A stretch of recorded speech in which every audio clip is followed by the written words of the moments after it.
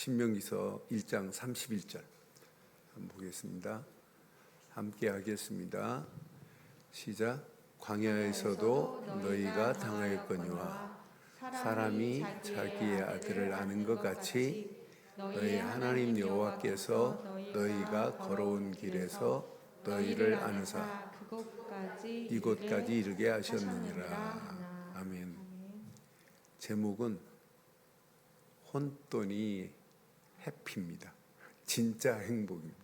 한번 우리 강성희 목사 우리 말씀 전해주겠어요. 박수를 한번 보내주세요.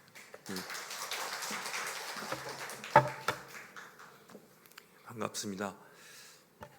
마이크 만져도 되나요? 그냥 할까요?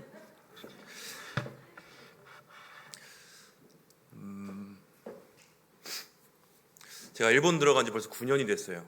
그러니까 저희 교회, 늘 좋은 교회 사임한 지가 9년 됐다는 거죠. 그래서 처음 아마 제가 주일날 쉴 거예요. 근데 이제 어떻게 또 이렇게 초청을 해주셔서 이 자리에 함께 있게 됐습니다. 사실 제가 오늘 본문을 읽을 때마다 저는 되게 눈물이 나요. 그래서 잘 안 읽어요. 근데 오늘 제가 왜 눈물을 흘릴 수밖에 없었는지 그 부분을 좀 함께 나누었으면 좋겠고요. 또 일본에서 9년 동안 있었던 일을 제가 다 말씀드릴 수는 없지만 우리 성경 구절 몇 가지만 같이 가지고 우리 함께 말씀을 나눴으면 좋겠습니다. 원래 발음이 소형이기 때문에 결혼식 기도해달라고 한 3달 전부터 해가지고 안 나오려고 했는데 워낙 코로나 때문에 비행값도 비싸지고 해가지고 안 나오려고 했는데 뭐 아니면 꼭 와서 해달라고 해서 이제 나온 거였어요. 토요일날 저녁에 원래 어제 밤 비행기가 있었어요, 2개가. 그래서 그거 타면 되겠다 해서 왔는데 그 밤 비행기가 취소가 그러니까 운항을 안 하기로 바뀌었어요. 변동이 돼서 2개 다.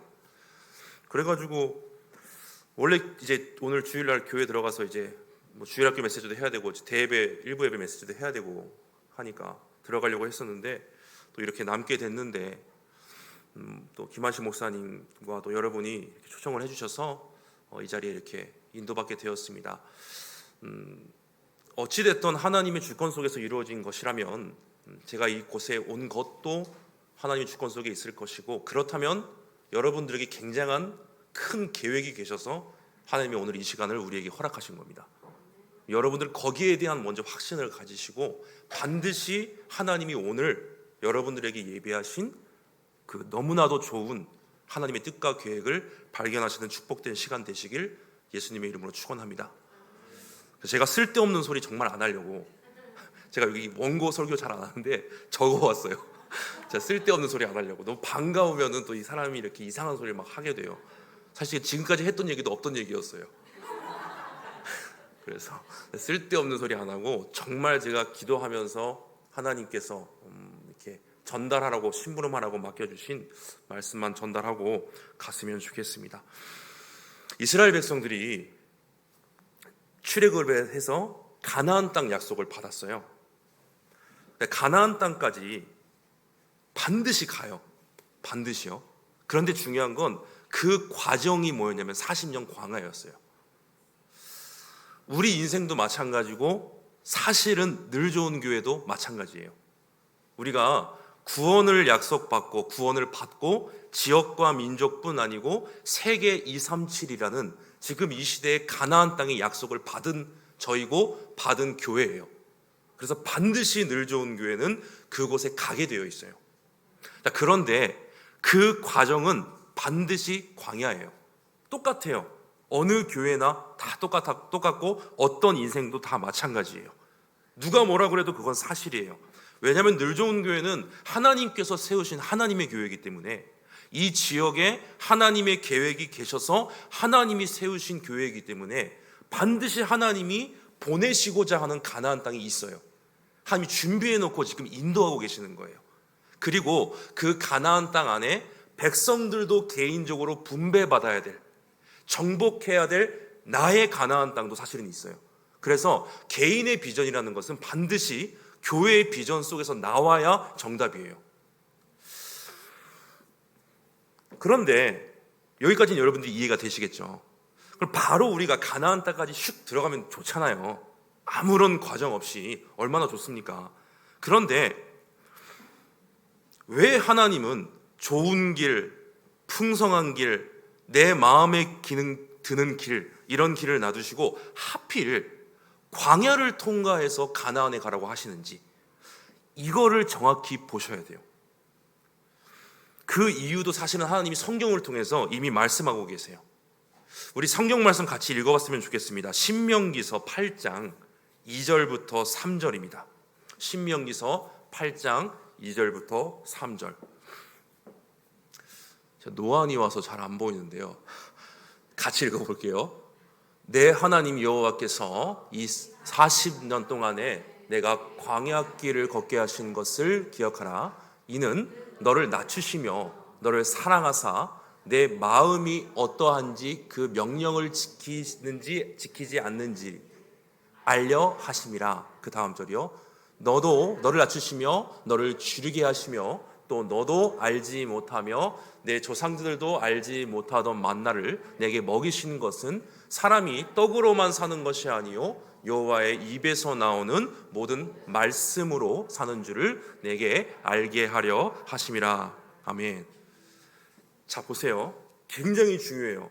여러분들의 교회는 반드시 예비하신 가나안 땅에 가게 되어 있어요. 그곳에 여러분 인생의 가나안도 있어요. 하나님의 언약은 절대 변함이 없기 때문에 반드시 성취가 돼요. 그런데 거기까지 가는 길이 광야예요. 그런데 그 광야에서 하나님이 원하시는 건 딱 하나예요. 그게 요거예요. 여러분의 인생은 지금 광야예요. 이 광야길 가운데 하나님이 원하시는 건 딱 한 가지예요.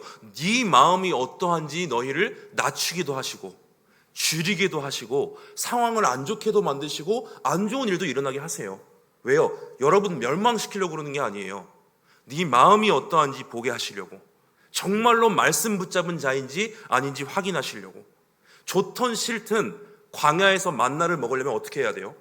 좋든 싫든 아침에 일찍 일어나서 나와서 하나님 바라봐야 돼요. 만나를 주신 이유는 그거예요. 광야에서 내가 너 지켜줄 거야, 물론 그 의미도 있지만 하나님은 훈련을 하시는 거예요. 좋든 싫든 네 체질을 나를 바라보는 체질로 만들어야 돼. 하나님 그거 하시는 거예요. 그거 확인하시려고. 또 무엇보다도 사람은 떡으로 사는 게 아니고, 이 떡은 먹는 떡을 얘기하는 게 아니에요. 눈에 보이는 모든 것이요, 우리의 상황, 우리의 여건으로 살아가는 것이 아니고 하나님의 말씀으로 산다는 것을 알게 하려 하시려고 지금 우리를 광야길을 걷게 하신대요. 그게 하나님의 지금 이 시간 여러분을 대한 유일한 하나님의 목적이에요. 자, 그렇다면 솔직히 말씀드릴게요. 저도 그렇고 늘 좋은 교회도 그렇고 여러분도 그렇고 지금 광야예요. 당연히 부족하죠. 당연히 없고 생각지도 못한 일들이 많이 일어나요. 여러분들의 가정도 그렇고 현장도 그럴 것이고 또 교회 상황도 불신앙, 불평밖에 할 수 없는 상황일 거예요. 광야니까요. 그런데 하나님은 그 광야로 하나님이 여러분들을 인도하셨다고 말씀하세요. 여러분이 뭘 잘못해서 그런 게 아니고 하나님이 그곳으로 넣으셨대요. 왜요? 거기서 우리가 불신앙, 불평, 원망하는 것이 아니고 하나님의 말씀을 확인하고 날마다 확신하며 그 말씀을 신뢰하고 그 하나님의 말씀 성취됨으로 사람은 살아가는 거야. 그거 알려주시려고. 그게 광야이고 지금 현재 우리들의 시간표입니다. 그러면 이미 답이 딱 나와야 돼요. 그렇죠? 불신앙이라는 게 나올 수가 없어요. 만약에 이게 아니라면, 하나님이 광야길로 우리 교회를, 여러분의 인생을 넣으신 게 아니라면 실컷 불신앙 해야 돼요. 해야 맞아요. 그런데 하나님의 마음이 그렇다면, 하나님의 마음이 언약의 땅으로 우리를 인도하시는데 그곳에서 우리를 훈련시키시며 우리의 체질을 바꾸시려고 지금도 이 순간도 인도하고 계신다면, 광야에서 진짜 우리가 발견해야 될 행복이 무엇입니까? 내가 잘 먹고 잘 사는 겁니까? 아니에요. 광야인데요? 풍족한 것입니까? 아니요. 교회와 가정과 사업이 내 생각대로 잘 돌아가는 겁니까? 절대 아니에요. 우리가 발견해야 될 진짜 행복이 무엇입니까? 그게 오늘 본문이에요. 다시 한 번만 읽어볼게요. 오늘 본문 신명기 1장 31절입니다. 같이 읽을게요. 시작.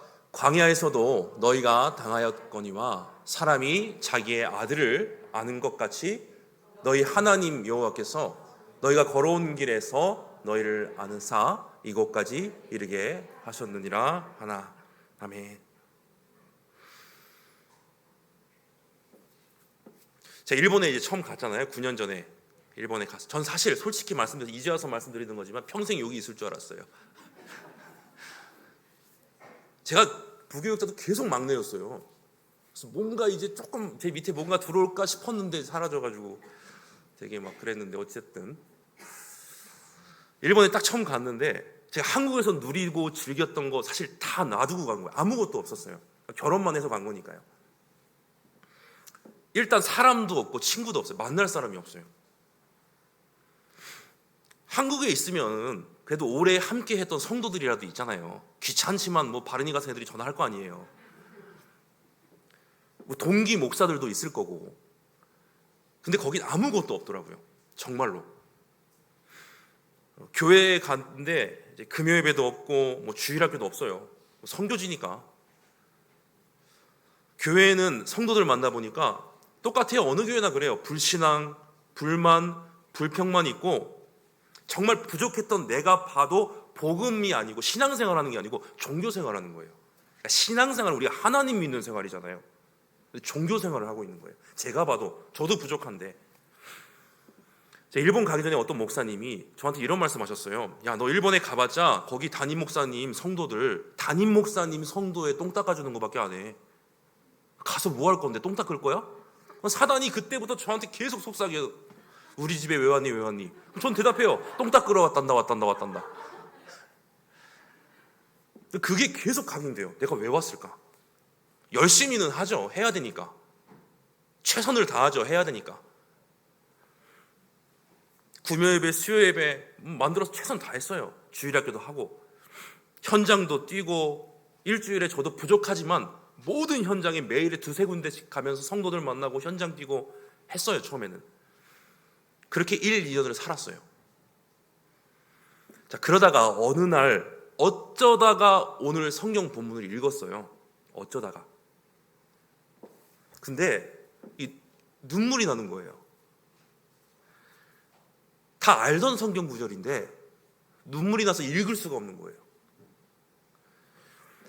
하나님이 이렇게 말씀하세요. 우리한테. 야, 사람이 자기 애를 품에 안은 것처럼 내가 너를 그렇게 안고 있는데 어떤 순간에도 모든 순간에 여기까지 너를 안고 왔는데 지금 이 순간도 내가 너를 안고 있는데 사람이 아들을 아는 것처럼 제가 그거를 읽는데 너무 눈물이 나는 거예요. 왜 눈물이 나냐면요, 제가 하나님을 안 믿어서가 아니고 하나님이 나를 안고 계시다라는 느낌이 없었어요.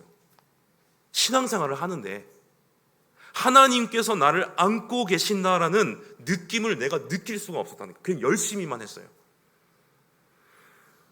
복음은 행복한 거라고 우리가 얘기하잖아요. 뭐 여러분들은 행복하실지 아닐지 모르겠지만 분명히 저희는 복음은 행복하다, 불신자가 행복이 없는 이유는 하나님을 만나지 못해서다 얘기해요. 솔직히 까놓고 얘기해서 내게 행복이 없는 거예요. 아니, 행복하다는 건 알죠. 행복하죠. 행복을 매 순간 24시간 내가 느낄 수가 없는 거예요. 저는 그게 너무 슬펐어요. 신앙생활 이런 거 아닐 텐데, 내가 목사인데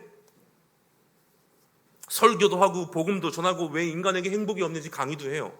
나는 진작 오늘 아침에 일어났을 때 내 마음속에 그 행복을 못 느끼는 거예요. 저는 그게 너무 싫었어요. 어느 날 너무 싫더라고요. 아니, 예수 그리스도 믿으면 행복한 게 당연한 건데 천지를 창조하신 하나님이 나를 오늘도 안고 계시다면 그 이유만으로 행복해야 되잖아요. 근데 저는 그게 없는 거예요. 하나님이 정말 살아계셔서 나를 품으신다면 내가 24시간 행복해야 되는데 지금 바른이 소영이 얼마나 둘이 부둥켜 안고 지금 공항 가서 비행기 탈 때 얼마나 행복하겠어요. 근데 제가 그렇게 말씀드렸다니까요. 하나님한테. 하나님, 남자가 여자를 사랑해도 행복한데 왜 나는 하나님이 함께 하시는데 그 실제 그 행복을 느낄 수가 없으니까 내가 누군가를 사랑할 때 느끼는 그 감정이 왜 하나님을 생각할 때는 그 감정이 내게 없는 겁니까? 그렇게 질문했어요, 진짜. 그럼 제가 이 사랑을 못 누리는 거 아닙니까? 진짜 임마누엘을 못 누리는 거 아닙니까? 그래서 제가 그날 엎드려서 결단했어요. 그날 하나님, 내가 내일 죽더라도 내가 이 행복 찾겠습니다. 내가 평생 죽는 날까지 이 행복만 찾다가 인생이 끝나도 저는 이 행복 찾고 죽겠습니다. 내가 뭐가 되고 안 되고 이게 맞고 틀리고 그걸 떠나서 일단은 내가 이 행복 정말 찾아서 내가 맛보겠습니다. 다윗이 얘기하는 그 행복, 다니엘이 고백했던 그 행복, 성경의 인물들이 고백했던 그 행복, 다윗이 꿀보다 달다 말씀이 그 진짜거든요. 다윗의 감정이 그렇게 느낀 거예요. 시적인 표현을 한 게 아니에요. 진짜 느낀 거예요. 하나님, 내가 그 행복 진짜 맛보고 싶습니다. 다른 거 안 하고 내가 그거 찾겠습니다. 하나님, 내가 그거 반드시 그 행복 찾아 누리겠습니다. 진짜 행복. 원래 좀 고품격스럽게 강남이니까 참된 행복 이렇게 하려다가 진짜 행복이 더 와닿을 것 같아서 제가 그때부터요, 진짜 살면서 해본 적이 없을 정도로 말씀과 기도에 집중했어요. 한국에 계신 목사님들 제가 가끔 만나면은 종종 말씀하세요. 야, 너 진짜 외롭겠다. 제 상황을 보면 누구나 그렇게 들어요, 생각이. 저도 일본에 들어간 지 10년이 됐는데 아직도 선교사들 중에 막내예요. 아직도 아무도 안 들어와요, 일본에. 혼자요, 혼자 일 다 하고. 그런데 제가 이 결단을 하고 나서 제 삶을 돌아보니까 그 외로움이 저한테 너무나 기회인 거예요. 진짜 너무나 축복인 거예요. 처음으로 감사가 나왔어요. 아무도 없다는 게, 내가 일본에 왔다는 게 처음으로 감사가 나왔다니까. 진짜 처음으로. 제가 그동안 뭐 한국에 왔어도 제가 늘 좋은 교회 잘 못 왔어요, 사실은. 오면은 괜히 사역에 방해될까 봐. 뭐 오면은 애들이 나한테 붙어오는 것만으로 교회의 사역이 스톱돼. 교회의 흐름이라는 게 그런 거잖아요. 그만큼 저는 와도 누굴 만나서 얘기하고 싶지만 못했어요. 왜? 일본에는 없으니까. 근데 제가 일본에 들어가서 처음으로 감사했다니까, 이 상황을. 아마 나는 일본에 가지 않았으면요, 이 행복 못 찾고 죽었을 거예요. 일본 간 게 너무나 감사될 정도로 제가 아침, 낮, 저녁에 정말 집중을 시작했고 집중하기에 너무 좋은 제 상황이더라고요. 환경이더라고요. 저는 매일 아침에, 지금도 그렇지만 한 4시 전후에 일어나요. 옛날에 김한식 목사님 자주 말씀하셨어요. 문선명이는 새벽 3시에 일어나서 기도한다, 막 이렇게. 그때 대학생 때 나도 이단들 이기려면 그 정도는 해야 되는데, 어렴풋이 마음에 품었던 게 그래도 지금 응답으로 성취돼서 오는 게, 저도 한 새벽 4시 전후로 일어나서 토요일 날 제일 늦게 일어나요. 토요일은 이제 산업 때문에 제일 교회 일어나자마자 가야 되기 때문에 한 6시쯤 일어나거든요. 그렇게 일찍 일어나서 매일 아침에 반드시 3시간, 4시간은 저 혼자만의 시간을 가져요. 반드시요. 저 혼자요. 와이프가 뭐 살아있던 죽어있던 상관이 없어요. 저 혼자. 매일요. 저 그 시간에 내가 해야 될 모든 기도를 다 끝내고요, 내가 하루를 살아남을 수 있는, 이 행복을 가지고 살아남을 수 있는 모든 힘을 다 받아요. 그 시간에 내가 준비해야 될 메시지도 준비하고 내가 오늘 하루 반드시 해야 될 것을 그 시간에 다 해요. 그때부터 지금까지요. 대신 밤엔 좀 일찍 자요. 그래서 그것 때문에 와이프랑 자주 싸워요. 저 8시쯤 되면 잘 준비하거든요. 요즘 사람이 착한 나라 어린이라서 그래요. 나가서 뭐 놀 일도 없고 아침에 일찍 일어나는 게 두근거릴 정도라니까요. 정말이에요. 제가 거짓말하는 게 아니고, 거짓말이라면 제가 여기서 뭐 죽겠죠. 하나님한테 벌받아. 진짜로요. 아침에 일어나서 하나님이 주시는 말씀을 묵상하면 내가 오늘도 힘을 얻을 수 있다는 그 생각만으로 두근거려요. 그렇게 이제 밤에도 한 9시, 10시쯤 되면 그래서 자요, 저는. 대신 아침에 일찍 일어나죠.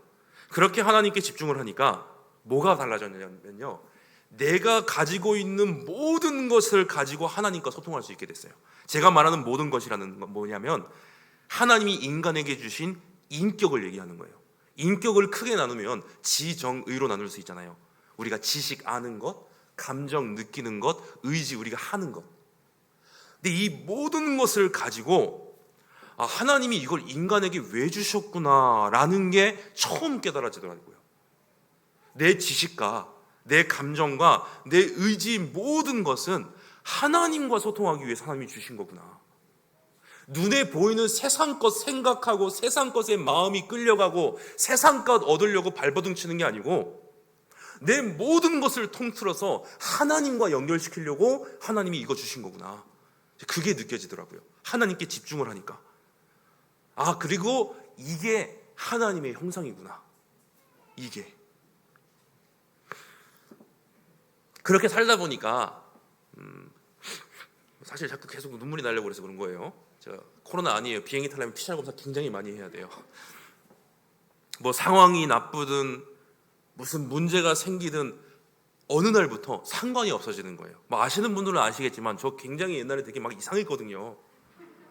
기분 안 좋은 일 있으면요, 저 때문에 교회 전체 분위기가 안 좋아요. 목사님이 뭐 대학 때부터 사역을 해서 다 맞긴 맞는데 사역자가 기분이 안 좋아서 다운돼 있으니까 같이 있는 사람들 분위기가 안 좋아질 정도였어요. 이상한 영적 문제 가진 또라이였어요.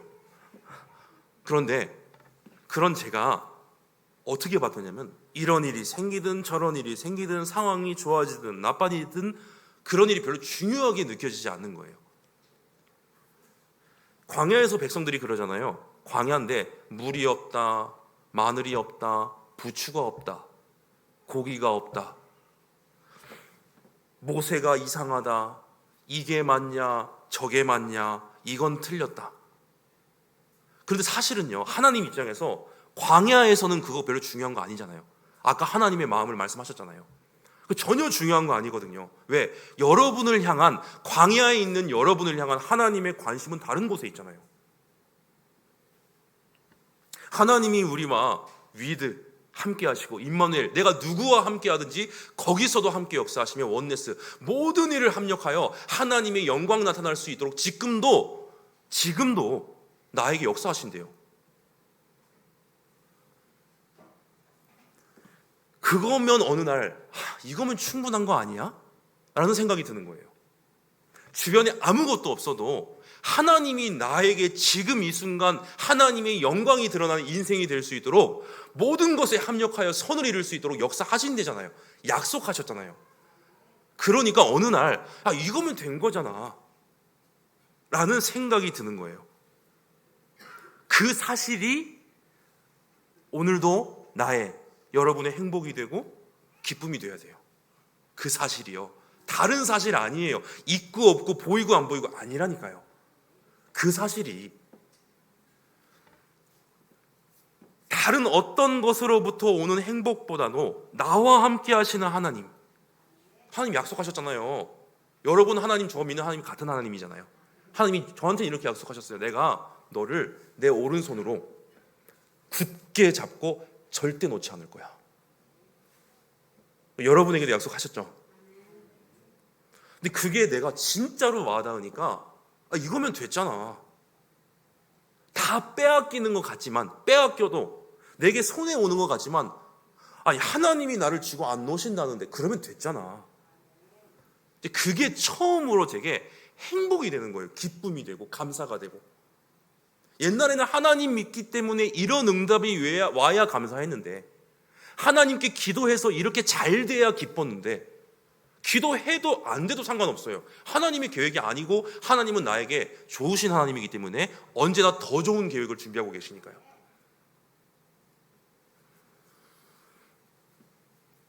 그게 나에게 오늘 가장 큰 행복으로 느껴지기 시작하면서 조금씩 삶의 여유와 누림을 찾게 됐어요. 제가 일본에서.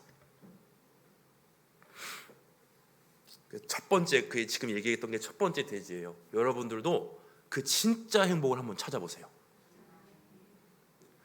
있잖아요. 아무것도 없어도 행복할 수 있어요. 그리스도인은 그런 거 맞잖아요.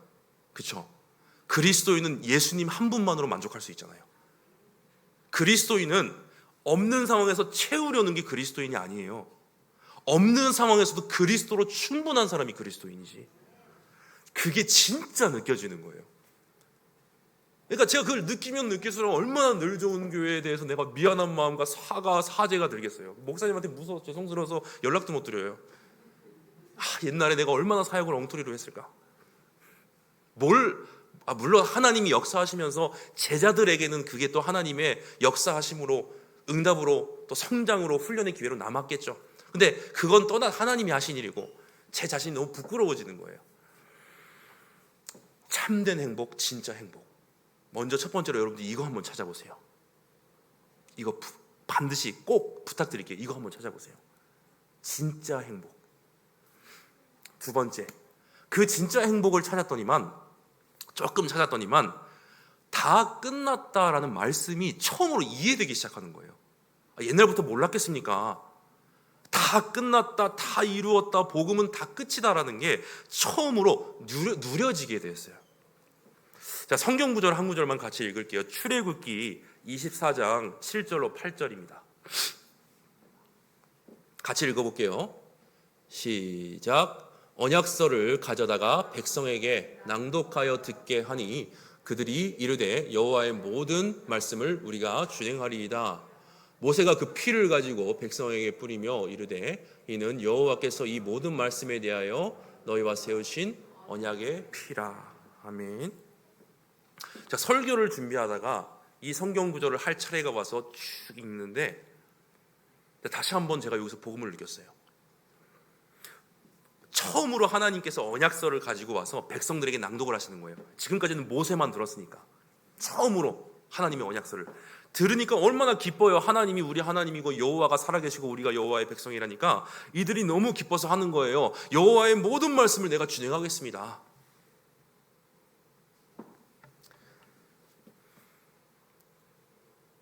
그런데 성경을 쭉 읽어보면요, 그들이 그걸 준행 못해요. 바로 죽어요. 준행 못해서. 심지어 준행하겠습니다라고 외친 모든 사람들은 광야에서 다 죽어요.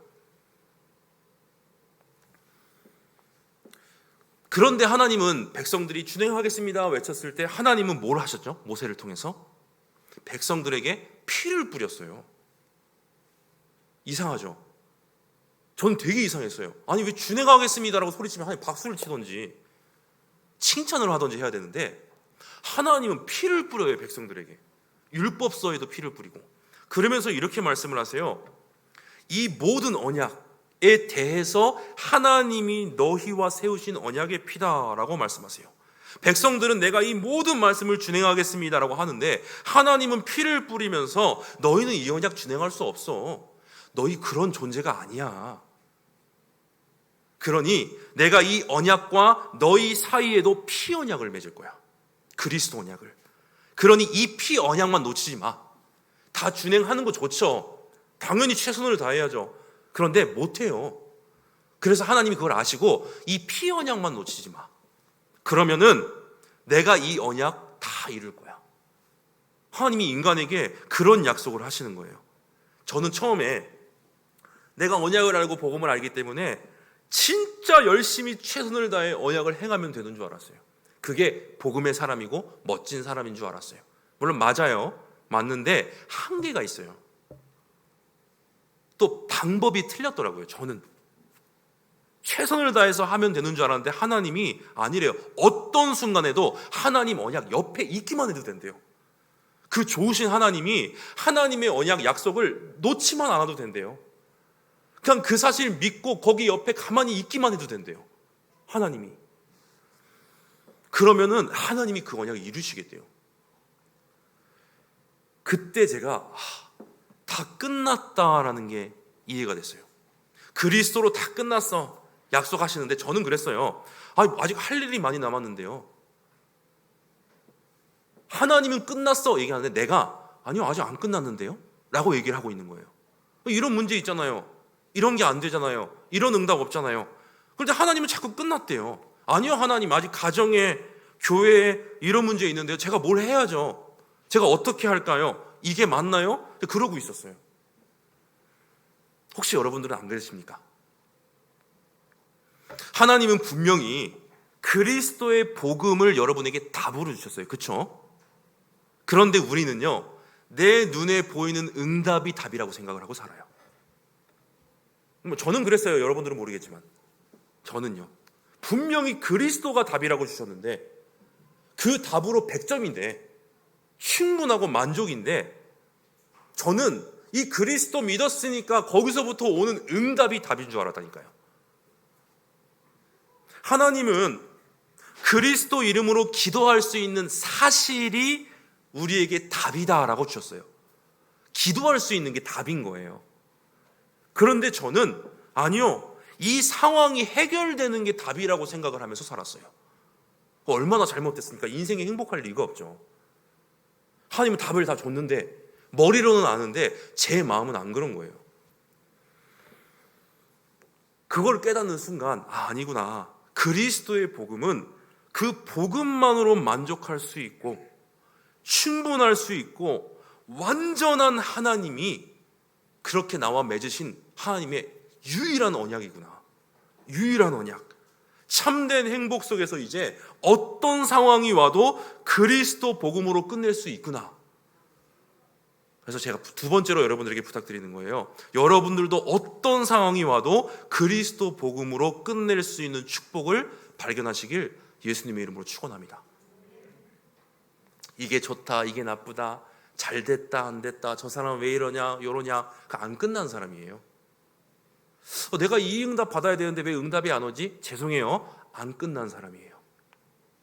우리 찬양은 하잖아요. 단 하루를 살아도 그리스도의 제자로. 그렇죠? 그게 맞아요. 끝난 사람이에요. 하나님이 내일 일은 염려하지 말라고 하셨어요. 하나님이 다 채우신다고, 천지를 창조하신 하나님, 말씀으로 빛을 창조하신 하나님께서, 여러분 이해되세요? 창세기가 저는 이해 안 되거든요. 빛이 있으라 했는데 빛이 있었대요. 그 빛은 무슨 빛이에요? 태양빛인가요? 태양 없었어요. 그럼 무슨 빛이냐고요? 근데 하나님은 빛을 만드셨대요. 우리가 도저히 이해할 수 없는 전지전능하신 하나님께서 여러분에게 약속하셨어요. 그리스도 믿는 하나님의 자녀, 내가 모든 것 완벽하게 채우고 인도하고 절대 놓지 않을 거야. 그러니 그 그리스도 언약으로 오늘 만족해. 제가 발견한 그리스도로 끝낸다는 게 이런 거구나. 처음 제가 그거를 또 발견했어요. 자, 그랬더니 그게 사도행전 1장 1절이라고 한다면, 그랬더니 과거도 아니고 미래도 아니고 오늘이 달라지더라고요. 그 전까지의 오늘은 과거를 추상하며 미래를 걱정하며 살았어요. 근데 그게 아니고 내 오늘이 내가 지금 하나님 나라 안에 거하는 오늘이구나. 이게 실제적으로 아까 말씀드렸던 느낌으로 오는 거예요. 지식이 아니고 느껴져요. 막 나에게 지금도 하나님 나라의 일이 일어나고 있구나. 이게 와닿아서부터 어떤 생각이 드냐면, 인간은 불신앙거리가 찾아와요. 생각에 계속 들어옵니다. 계속 들어오죠. 그럼 제가 이렇게 얘기해요. 야, 그냥 지나가. 네가 머물 곳은 여기 아니야. 네가 설 곳은 여기 아니야. 교회에 대한 불신앙, 사람에 대한 불신앙, 가정에 대한, 인생에 대한, 미래에 대한 불신앙 들어옵니다. 근데 저는 고백해요. 야, 여기 네가 쓸 곳이 아니야. 나 그 전철에 안 타. 네가. 나는 하나님 나라라는 플랫폼에 있는 사람이야. 나는 거기 탈 사람이 아니야. 하나님 나라 속에 있는 사람이야. 그냥 지나가. 그리고 다 보내요. 그리고 말해요. 오늘도 내가 하나님 나라 안에 있습니다.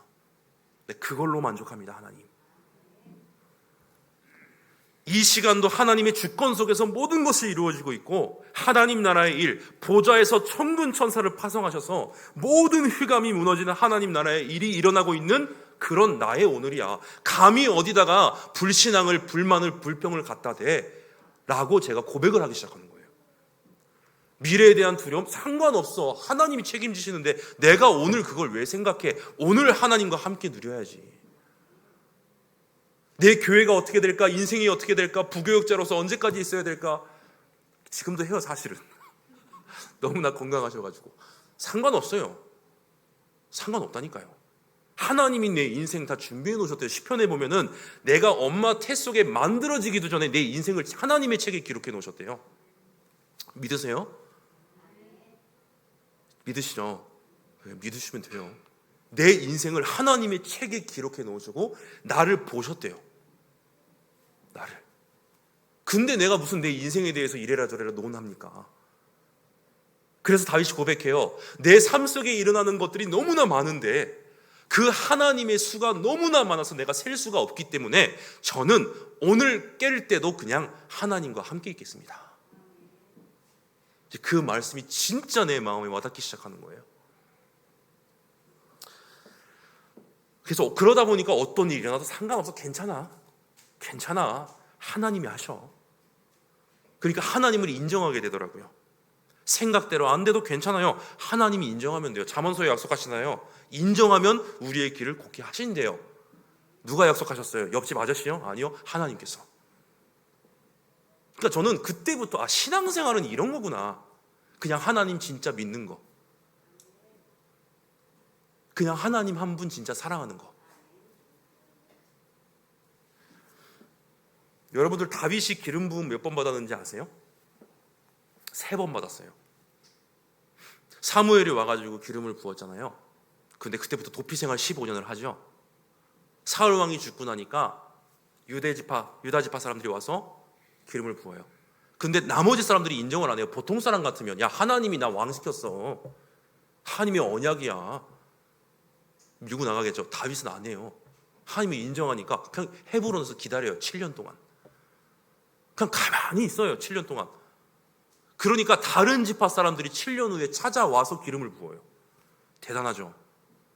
하나님의 때가 되니까 불신자 고레스 왕의 마음을 하나님이 바꿔서라도 하나님의 언약을 성취하세요. 대단하죠.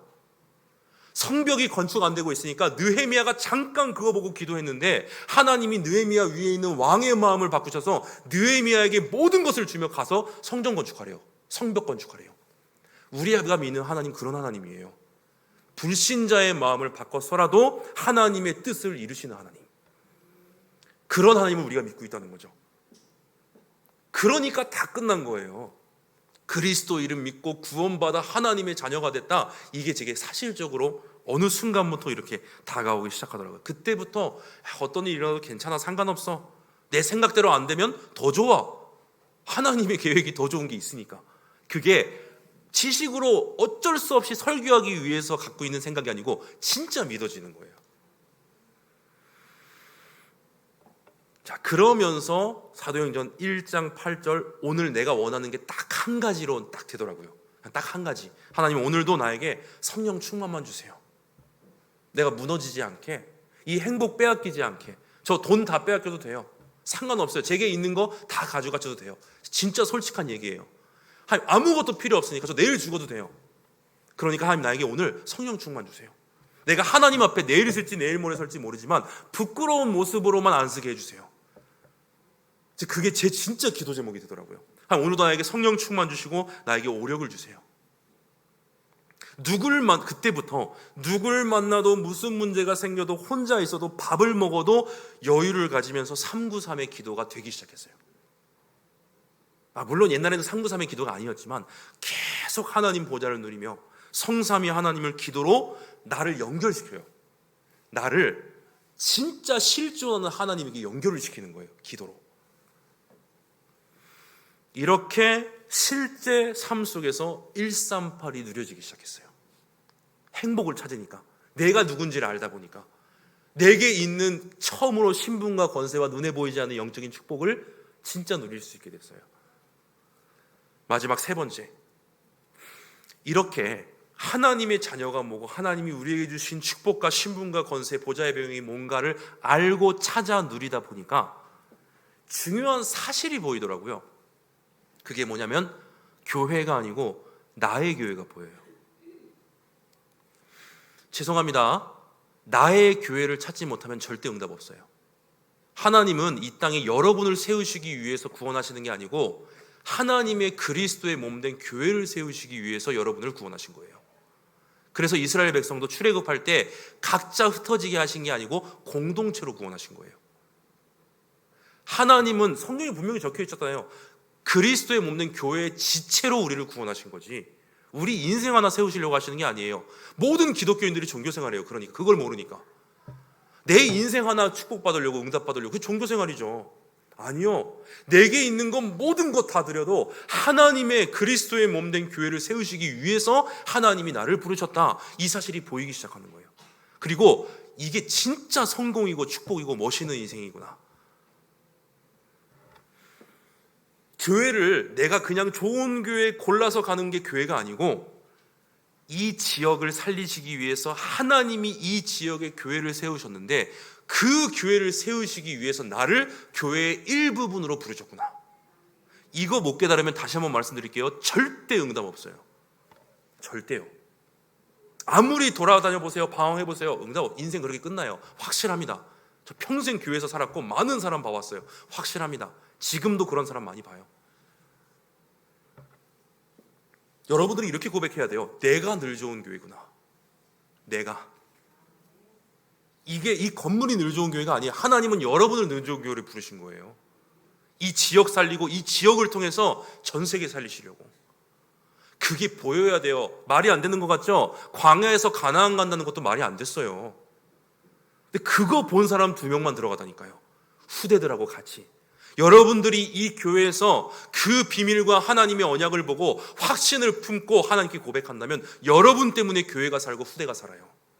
그 응답 받으시길 예수님의 이름으로 축원합니다. 처음에는 저도 그랬어요.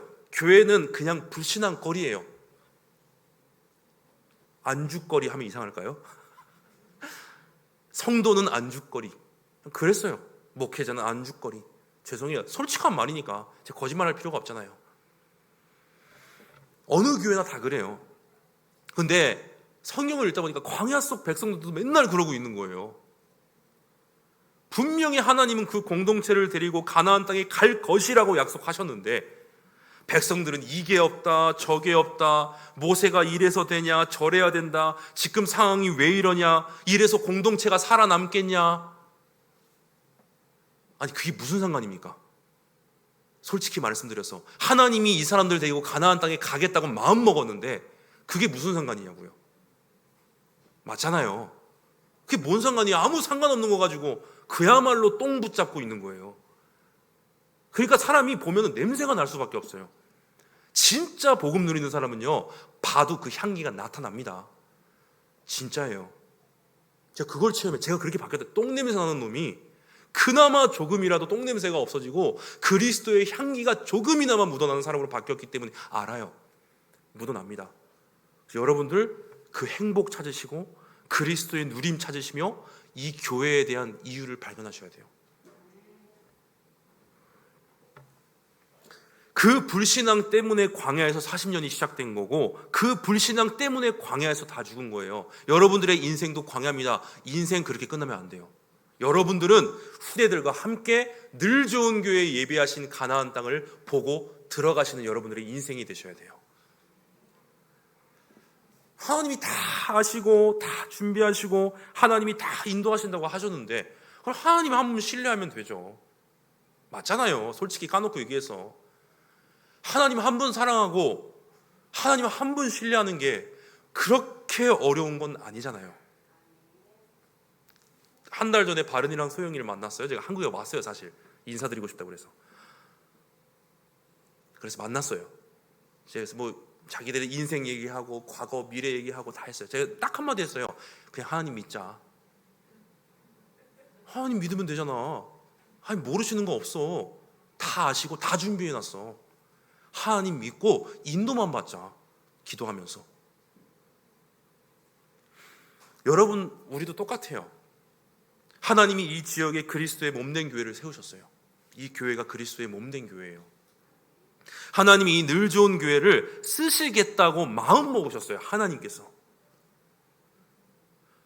그런데 여러분들을 그 늘 좋은 교회의 일부분으로 여러분들을 택하셔서 부르신 거예요. 그럼 여러분들은 그걸 보셔야 돼요. 제가 그걸 보고 나니까 하나님 그럼 제가 어떻게 하면 좋죠? 라는 질문이 나오더라고요. 뭘 하면 되죠? 그러다가 간단한 방법 2가지를 제가 찾았어요. 그거 소개해 드릴게요. 성경 구절 잠깐 2가지만 읽을게요. 첫 번째로 사도행전 13장 22절입니다. 제가 이거 평생의 제 기도 제목이에요. 같이 읽겠습니다. 시작. 패하시고 다윗을 세우시고.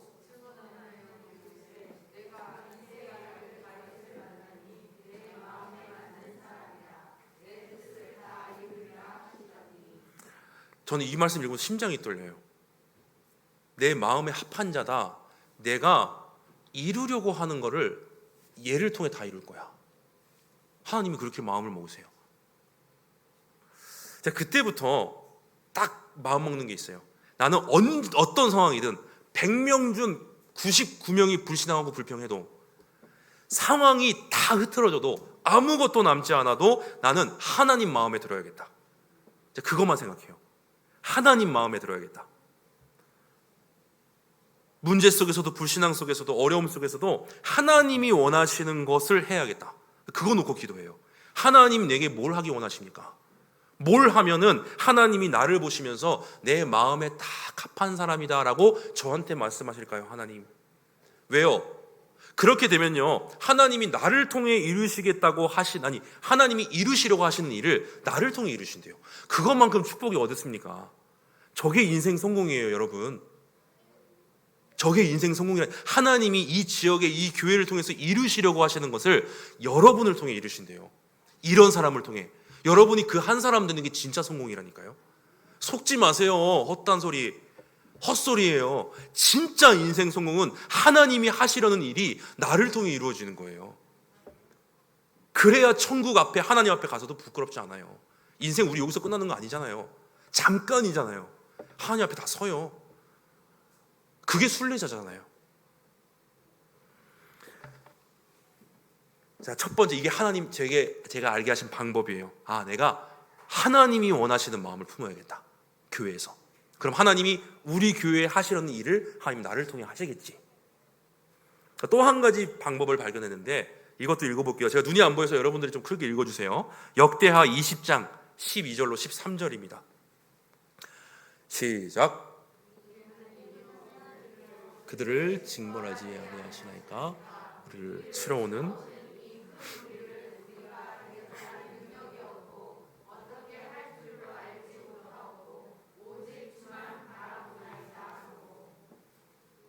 모든 사람들이 그들의 자녀와 어린이와 더불어 여호와 앞에 서더라.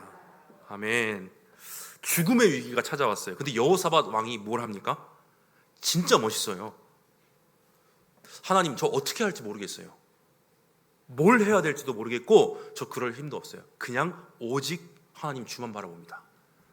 그리고 모든 사람을 데리고 와서 하나님 앞에 딱 섰어요. 진짜 멋있죠. 그런 게 멋있는 사람이에요. 전 여태까지 살면서 일본에 가기 전까지만 해도 다른 게 멋있는 줄 알았어요. 근데 이게 진짜 멋있는 사람이에요. 그랬더니 하나님이 뭐라고 하시냐면, 나중에 집에 가서 읽어보세요. 하나님이 이렇게 말씀하세요. 야, 그 싸움 너가 싸울 것이 하나도 없어. 왜? 이제 그 싸움 내 싸움 됐어. 이게 제 방법이에요. 제 모든 선교 사역, 제 모든 교회 사역, 제 모든 사명, 하나님의 싸움이 되게 만드는 거. 그럼 백전백승이에요. 그렇죠? 이 교회가 얼마나 소중한지 알았다면 여러분들이 이 교회에 대한 언약과 마음 딱 붙잡고 하나님 앞에 이렇게 엎드리세요. 하나님, 이 교회가 하나님의 싸움이 되기 원합니다. 제가 그 일에 쓰임 받겠습니다. 하나님 마음에 합한 마음 될 수 있도록 언제든지 내게 하나님 그 마음 주세요. 나를 통해 이 교회에게 하시려는 일을 하나님 나를 통해 이루어 주세요. 복음을 깨달을수록 저는 정말 부족한 사람이라는 게 보여요. 너무나 부족해요. 사실은 하나님 앞에 고개를 들 수도 없을 정도로 부끄러워요. 진짜로. 여러분 앞에 서 있을 수도 없어요. 사실은 제가 저를 알기 때문에. 그런데 그렇게 가장 낮은 곳에 있어도 최고의 응답을 받을 수 있겠구나 싶은 생각이 말씀에서부터 확신이 생기기 시작했어요. 그래서 일본 선교 또 교회 사역이 희망이, 말씀에서부터 희망이, 소망이 이렇게 보이기 시작하면서 저도 많이 달라졌어요. 하나님이 우리에게 그리스도 왜 주셨어요? 왜 여러분들의 세 가지 문제 해결하셨어요? 심심해서요? 아니죠. 자, 한 구절만 더 읽어볼게요. 고린도후서 6장 18절 혹시 같이 읽어볼게요. 시작. 너희에게 아버지가 되고 너희는 내게 자녀가 되리라. 전능하신 주의 말씀이니라. 아멘. 제가 아는 하나님은 전능하신 하나님이요, 말씀으로 우주를 창조하시고 불신자의 마음까지도 바꾸시면서 하나님의 뜻을 이루시는 분인데, 그분이 우리에게 그리스도를 주신 이유가 나의 아버지 되시려고, 또 나를 아버지의 자녀 삼으시려고. 그러면 제가 무슨 불신앙을 할 수 있을까요? 무슨 불평을 할 수 있고, 이 땅에서 제가 이 하나님의 뜻 외에 어떤 것을 원하고 바라고 얻으려고 할 수 있을까요? 못하겠더라고요. 이걸로 충분해요. 이 하나님께, 또 하나님이 세우신 교회에 쓰임 받는 것만으로 충분해요. 그러다 보니까 처음으로, 말씀에서는 귀가 아파라 듣는데 처음으로 보인 게 있어요. 요 근래. 그게 뭐냐면은 전무후무가 보였어요. 전무후무가 어려운 게 아니에요. 내가 지금 해야 될 거. 왜? 지금은 과거에도 없고 미래도 없기 때문에 지금 하나님이 나에게, 내 현장에, 내 교회에 원하시는 거, 그게 보이고 그거를 실천할 수 있게 됐어요. 지금 이 순간은 다시 안 와요. 광야길에서 백성들이 불신앙하는 그 시간표 다시 안 와요. 다시 안 오는 그 불신앙이라는 시간표 속에서 딱 두 면만이 신앙을 고백하는 전무후무를 발견하니까 후대들과 함께 가나안 땅에 들어간 거예요. 전무후무한 응답으로. 지금 나의 인생에 대한 전무후무, 지금 하나님이 나에게 뭘 원하시는지. 전 차가 없어요, 아직까지. 그래서 저는 교회에 걸어 다녀요. 1시간 20분 편도. 대단하죠? 근데 그게 좋아서가, 뭐 좋고 싫고가 아니고, 그게 지금 내 시간표구나, 이거 또다시 안 오는 기회구나라고 느껴졌어요. 걸으면서 계속 기도하고 계속 묵상하고 걸으면 육신으로도 건강해지잖아요. 이게 바탕이 돼서 내 먼 미래에 전무후무한 응답으로 오겠구나, 그 확신이 드니까 그걸 해요. 또 내 현장에 대한 전무후무. 제 목회자로서 제 현장이 있을 거 아니에요. 교회 설교도 하고 아이들에게 메시지도 줘야 되고 지역의 전도학교도 해야 되고 일본의 신학교에서도 강의도 해야 되고 온라인으로 전도학교도 해야 돼요. 그 상황 속에서 내게 맡겨주셨, 내가 하고 싶은 건 하나도 없어서 내가 맡겨주셨기 때문에 이 시간 하나님이 뭘 전하기 원하십니까? 라고 하루 종일 생각이 가득해요. 다른 건 관심도 없어요. 사실 솔직히 내가 뭘 전해야 됩니까? 하나님, 두 번 다시 없을 이 시간표에 하나님의 마음 전달할 수 있게 내게 성령 충만 주세요. 계속 기도하면서 그걸 보는 거예요. 그게 메시지로 나오고, 제 현장. 그리고 마지막에 제 교회에 대해서의 전무후무. 이 교회가 하나님, 내가 뭘 해야 됩니까? 우리 교회에서 이 시간표에. 코로나 때문에 비대면 시스템이 움직이지 않으면 안 되는 상황이 왔는데 저희 담임 목사님은 그쪽에 전혀 젬병이셔서 모르세요. 아무것도. 그냥 야, 교회 안 올 놈들은 무슨 집에서 인터넷으로 메시지를 들어, 이러시는 분이기 때문에 전혀 없었어요, 그런 게. 근데 비대면 시스템이 어쩔 수 없이 코로나 때문에 만들어줘야 돼요, 교회도. 그제서야 이제 교회에서 우리가 이제 해야 된다 했는데, 제가 기도하다가 어느 순간 하나님, 제가 이 기회 놓치면 안 되겠군요. 왜? 전무후무하는 기회니까. 그래서 제가 제 카드로 영상 장비를 다 할부로 샀어요. 다. 제가 아직도 할부 갖고 있어요. 코로나가 끝나가는데. 괜찮아요. 저는 확신이 있어요. 이 전무후무라는 내 결단이 반드시 내 미래에 응답이 돼서 오겠구나. 왜? 그 순간은 두 번 다시 없어요. 제 인생이 축복받을 수 있는 유일한 기회였어요, 어떻게 보면. 그날, 그 해에는. 그거 안 놓친 것 뿐이에요. 전무후무를 받기 때문에. 반드시 우리 교회는 일본 복음화에 쓰임 받거든요. 하나님의 약속이니까. 코로나 때문에 경제 상황이 안 좋아질 수밖에 없어요. 선교지는 교회 안 오죠. 홍보 안 나오면 교회 월세도 못 내는데요. 저 할 수 있는 게 뭐가 있을까요? 하다가 제가 집을, 교회가 동경인데 동경 밖으로 이사를 갔어요. 그래서 월세가 좀 싸져서 그 돈으로 더 해서 제가 10의 2조를 시작했어요. 하나님께 기도했어요. 하나님, 제가 10의 2조를 지금부터 평생 하겠습니다. 뿐만 아니고 10의 9조까지 가겠습니다. 그러니까 하나님, 이게 아무것도 아니죠. 하나님, 교회 살릴 수 없어요. 하지만 성령께서 제 믿음, 제 마음 조금만 봐주셔서 교회 역사해 주세요. 정말로 우리 교회가 하나님의 은혜 속에서 하나님이 예비하신 그 가나안 땅까지 함께 갈 수 있도록 하나님, 이 시간 우리를 보살펴 주세요. 제가 그 고백하면서 10의 2조 지금 하고 있어요. 작년에 시작했어요.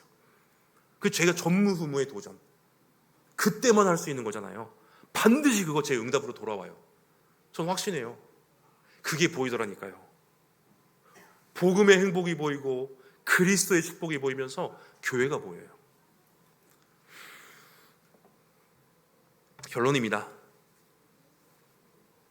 나 한 사람 바뀌니 성도들이 조금씩 바뀌기 시작해요. 중직자가 바뀌고 후대도 바뀌고 교회 분위기가 바뀌어요. 너무 감사해요. 정말 감사해요. 바뀌어요. 나 한 사람 바뀌면 모든 것 바뀌게 되어 있어요. 바뀌는 게 아니고 살리게 되어 있어요.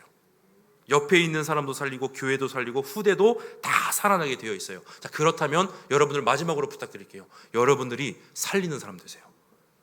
죽이는 사람 말고, 교회 죽이는 사람 말고, 성도 죽이는 사람 말고, 후대 죽이는 사람 말고 살리는 사람 되세요. 여러분이 어떤 상황 속에서도 하나님 신뢰하고 복음으로 행복하고 그리스도 이름으로 하나님 나라 누리며 성령 충만 날마다 누리면서 나의 전무후무, 나의 현장과 교회 딱 발견만 하면 돼요. 그러면은 그 분위기가, 내가 가지고 있는 그 냄새가 다 살리게 되어 있어요. 제가 마지막으로 왔으니까 우리 교인들도 모르는 비밀 하나. 근데 이거 인터넷 방송으로 다 나가면 들킬 텐데. 제가 원형 탈모가 심하게 있어요. 안 보여요. 그래서 교인들도 전혀 몰라요. 진짜 머그컵만하게 있어요. 제가 그걸 딱 보고 하나님한테 이런 기도를 했어요. 하나님, 저는 그래도 이렇게 행복을 찾고 누리면서 저는 받는 스트레스가 전혀 없는 줄 알았어요. 하나님, 그런데 저도 못 누리는 복음이 더 있군요. 복음의 깊이는 제가 끝없이 누릴 수 있기 때문에 하나님, 나도 모르는 사이에 받고 있는 스트레스가 있다면 그것까지도 없어질 정도로 하나님, 내가 복음 누리는 사람 되기 원합니다. 감사합니다. 발견하게 해주셔서 내가 더 복음 누릴게요. 그리스도의 길이 깊이 높이 넓이 내가 무한대로 누릴게요. 누구보다 누릴게요. 하나님, 그런 고백했어요. 대머리 뭐 낫기야 낫겠죠. 원형 탈모라도 한 사람이라도 은혜를 끼치고 한 사람이라도 복음으로 살릴 수 있다면 그게 진짜 멋있는 사람이잖아요. 그렇죠? 그래서 여러분들, 저는 여러분들이 진짜 멋진 하나님의 자녀 됐으면 좋겠어요. 늘 좋은 교회에 누가 봐도 진짜 멋있는 사람이다. 여러분들 그런 사람 되셨으면 좋겠고, 그 고백이 여러분들의 후대를 살리고 이 교회를 분명히 가나안 땅까지 인도하실 겁니다. 그래서 맞다 틀리다, 이게 뭐냐 저게 뭐냐, 이제 우리 그거는 하나님께 맡기고, 그렇죠? 하나님께 다 맡기고 모든 판단, 내 미래에 대한 내일 일도 미래 일도 계산도 하지 말고 판단도 해결도 다 하나님께 맡기고, 우리는 그냥 오늘 우리에게 주신 복음으로 행복하고 그리스도로 충분히 누리고 교회를 살려내는 진짜 그리스도의 제자 되시길 예수님의 이름으로 축원합니다. 기도합니다. 하나님, 감사합니다. 귀한 말씀 주신 것 감사합니다. 주신 말씀 반드시 하나님이 이루신다 하셨으니 하나님께서 이 교회를 통해서 하나님이 이루고자 하시는 모든 그 일들을 우리 늘 좋은 교회 모든 성도들을 통해서 하나님이 성취하시며 이루시고 인도해 주시옵소서. 감사드리며 살아계신 우리 구주 예수 그리스도 이름으로 기도드렸습니다. 아멘.